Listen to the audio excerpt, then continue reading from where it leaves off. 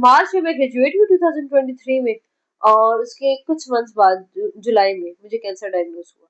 मतलब आप सोचें कि आपको जॉब ना मिल रही हो, पहले अनपेड इंटर्नशिप्स कर रहे हो, आप ग्रेजुएट ना हो, आप अचानक ग्रेजुएट हो जाए, आपको जॉब भी थोड़ी स्टेबल मिल जाए और आपको कैंसर डायग्नोज हो जाए। तो मुझे कैंसर डायग्नोज हुआ, तो जिस दिन डायग्नोज हुआ उस दिन तो बहुत बुरे हालात थे। आपको पता है कि मैं जितना भी कहूँ कि मैं बहुत स्ट्रांग थी, लोग कहते तुम बहुत स्ट्रांग हो, लेकिन नहीं, उस टाइम मैं ऑफिस में बैठी हुई थी, रिपोर्ट आई उस दिन, मैंने ऊपर से देखी, स्टार्ट होती थी, चीजें नहीं लिखी होती, नेम एज वगैरह लिखा होता है, और फिर मैंने नीचे एक दो लाइंस पढ़ी, फिर मैंने कहा बाद में देखूंगी। अच्छा, बाद में थोड़ा टाइम मिला, मैंने गौर से देखा, कार्सिनोमा लिखा हुआ, कार्सिनोमा कैंसर ही होता है। लेकिन मैं कहूँ मैं बहुत स्ट्रांग हूँ, मुझे कुछ नहीं होता, लेकिन मैं उस टाइम उसको बताते हुए रोई, क्योंकि जाहिर सी बात, इतनी बड़ी चीज मुझे पता लगी।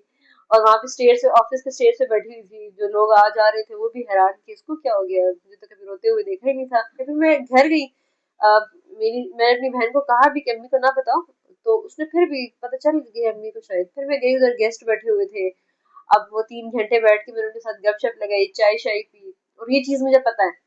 अब मैंने एक दो फ्रेंड्स को बताया, वो मुझे कॉल्स भी कर रही। फिर जब मेहमान चले गए, फिर मैं छत पे गई, फिर मैंने अपनी एक दोस्त को कॉल की, उसको भी यकीन नहीं आ रहा। उसने कहा नहीं, तुम डॉक्टर के पास दोबारा जाओ, शायद उसमें कोई मिस्टेक हुई हो। मैं भी 2 दिन तक ये सोचती रही, क्योंकि वो सैटरडे था, तो मुझे लगा मंडे को डॉक्टर के पास जाने, शायद वैसे ही कह रही हूँ, शायद मुझे समझ ना आई हुई हो, क्योंकि डॉक्टर ने तो मुझे नहीं कहा था कैंसर है, मैंने तो रिपोर्ट खुद खुद पढ़ी थी ना। तो फिर भी कहीं माइंड में था कि शायद मुझे समझ ना आ रही हो।